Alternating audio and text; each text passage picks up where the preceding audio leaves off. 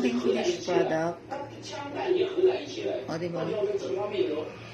Mahal na kayo maglagay ng butter or ano ilagay niyo sa ibabaw, toppings. Aking plain lang yan. Salamat. Thank you for watching. Kain na tayo, guys.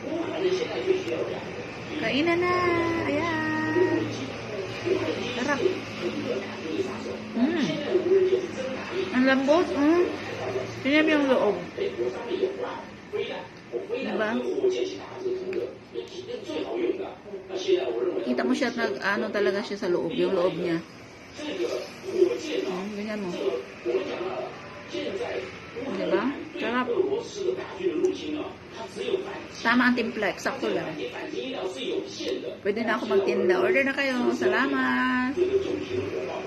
Bye-bye. God bless. Hanggang sa muli kong vlog. Abangan nyo aking next upload.